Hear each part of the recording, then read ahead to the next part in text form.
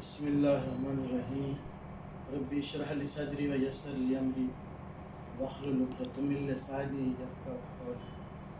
میرے عزیز دوستو، اللہ تبارک تعالیٰ نے خاص کرم فضل کیا کہ ہمیں مسلمانوں کے گھر میں پیدا کیا اور دین اسلام عطا فرمایا، جو کہ دین پیارے پیارے کلمے والا ہے، لا الہ الا اللہ محمد رسول اللہ، جس کا لفظی ترجمہ ہے کہ نہیں ہے کوئی معبود سوائے اللہ کے، اور حضرت محمد صلی اللہ علیہ وسلم اللہ کے رسول ہیں۔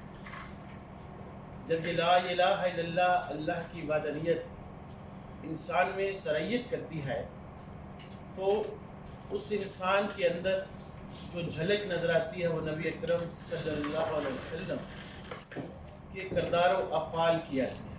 آپ صلی اللہ علیہ وسلم نے جس طرح سے زندگی گزاری، وہی جھلک اس مسلمان انسان کے اندر نظر آنے لگتی ہے، ایک پکے سچے امتی کی۔ آپ صلی اللہ علیہ وسلم ایک بار مسجد میں آئے تو دیکھا کہ صحابہ کرام رضوان اللہ مختلف ٹولیوں میں، گروہوں میں بیٹھے ہیں اور کچھ ذکر کر رہے ہیں، کچھ دین کا علم سیکھ رہے ہیں۔ آپ صلی اللہ علیہ وسلم نے دونوں حلقوں کو پسند فرمایا، دین والے کو بھی، سیکھنے والے کو بھی، اور اللہ کا ذکر کرنے والے کو بھی۔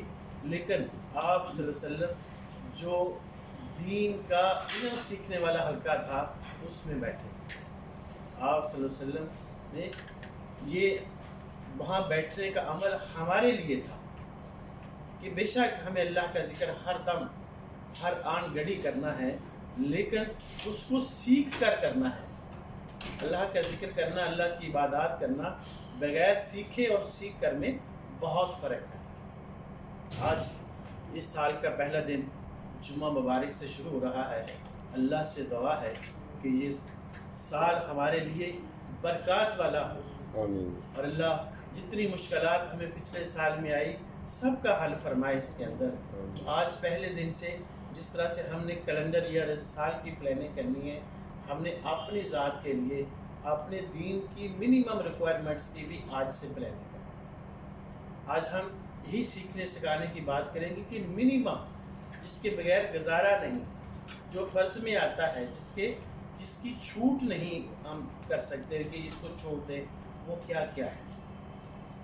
سب سے پہلے کہ ہمیں پتہ ہونا چاہیے کہ ہم حالت ناپاکی میں آ جائیں، انسان کا یہ معاملہ ہے، مرد ہو یا عورت، اس کو پاکی کیسے اختیار کرنی ہے کہ کیوں کوئی بھی عبادت ناپاکی کی حالت میں نہیں ہو سکتی۔ تو اس کے کچھ فرض ہیں، کچھ سنتے ہیں۔ آج ہم صرف فرضوں کی باتیں کرتے ہیں کہ کسی کو بھی ایسی حاجت پیش آتی ہے یا قرات آتی ہے، قرات کی حالت میں بھی غسل واجب ہو جاتا ہے، تو اس کو کس طرح سے پاکی اختیار کرنی ہے۔ صرف 3 فرض ہیں تو انسان پاک ہو جاتا ہے۔ اگر وہ 3 فرضوں میں سے کوئی ایک بھی چھوٹ جائے تو بزرگ فرماتے ہیں کہ چاہے سمندر کے سمندر پانی کے بہا دیا جائے تو انسان پاکی کی حالت میں نہیں آتا۔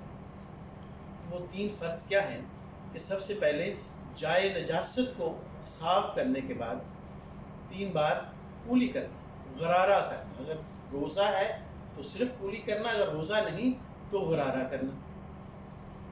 اس کے بعد اپنے ناک کی نرم ہڈی تک پانی چڑھانا، بہت زبردستی نہیں ہے کہ اس سے آپ کو ہوتا آ جائے، بس وہ تر ہو جائے، اور پھر سارے جسم کو تر کرنا اس طرح سے کہ جسم کا ایک بال بھی خشک نہ رہ جائے۔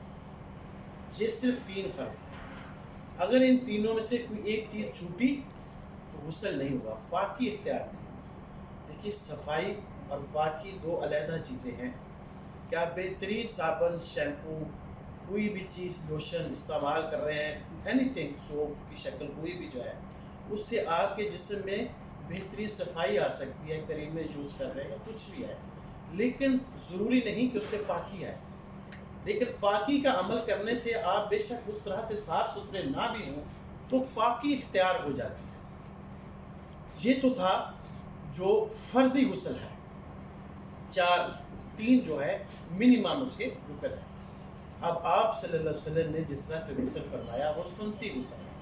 آپ صلی اللہ علیہ وسلم ہمیشہ جب نہانے کے لیے جاتے تو غسل فرما لیا کرتے، اگر ایسے حالات ہوتے یعنی پانی ہوتا یا معاملہ ہوتا تو آپ صلی اللہ علیہ وسلم ترجیح دیتے کہ غسل فرما لیتے، اور اس میں پھر اگر اس طرح سے غسل کیا جائے تو وضو کی بھی ضرورت نہیں رہتی، یعنی اس میں اسی طرح سے چاہے نجاست کو صاف کرنے کے بعد اگر ضرورت ہے تو پورا وضو کر لیتے ہیں، جس طرح سے ہم پورا وضو کرتے ہیں، اور پورا وضو کرنے کے بعد پھر اپنا پورا جسم تر کر لیتے ہیں، یہ سنتی غسل ہے۔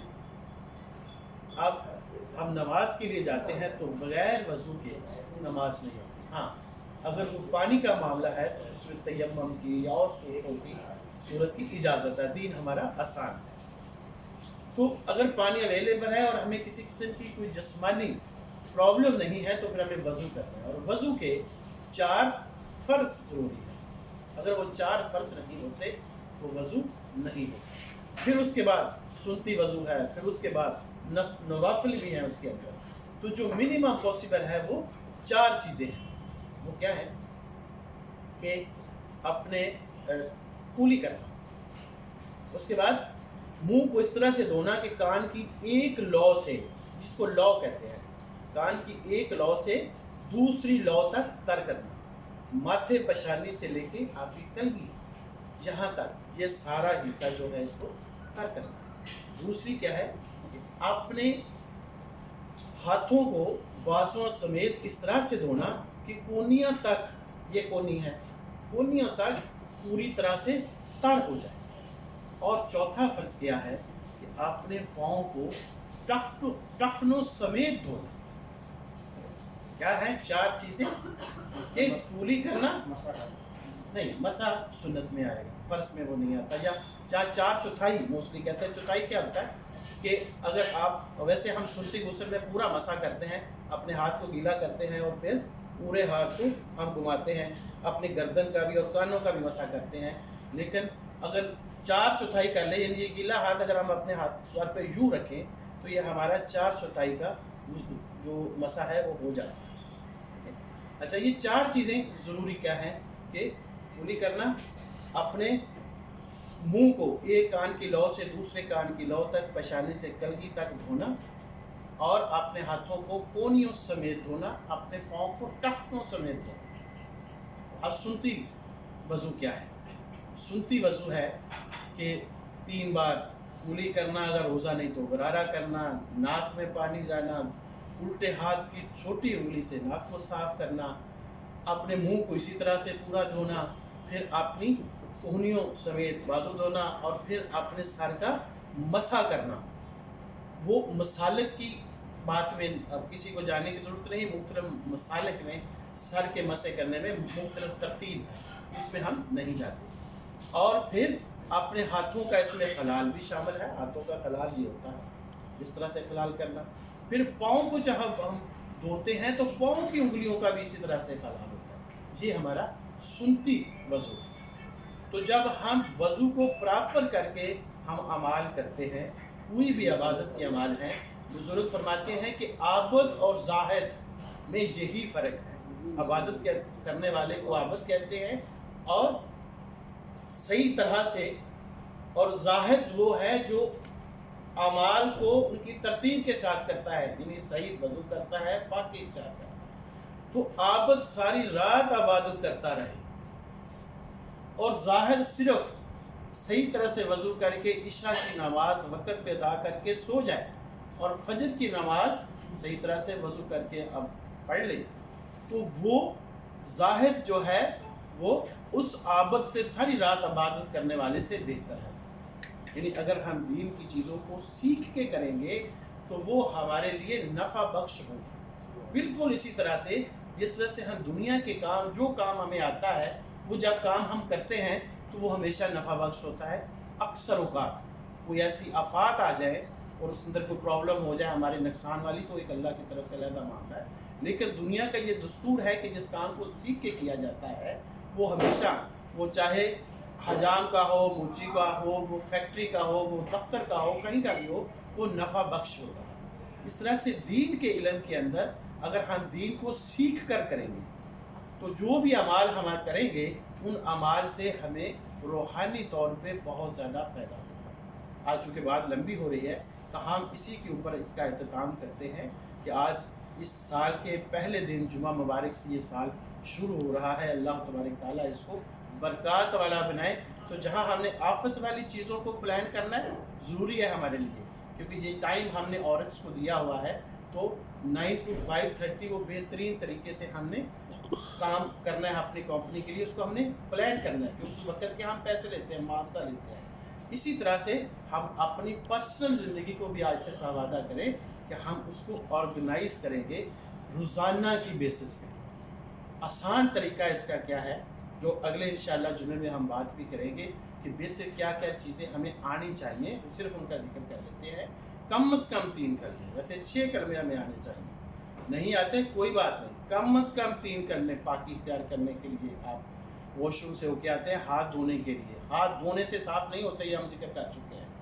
امان کی صفتیں، نماز پوری، دعائیں قنوت اور پھر جنازے کی دعائیں. آج صرف ہم ان چیزوں کا ذکر کریں گے اور تفصیل سے انشاءاللہ زندگی نے وفا کی تو اگلے جمعے ہم اس پہ بات کریں گے. اللہ تبارک تعالیٰ جو کچھ ہم نے کہا جو سنا اس پہ ہمیں عمل کی توفیق عطا فرمائے. آمین.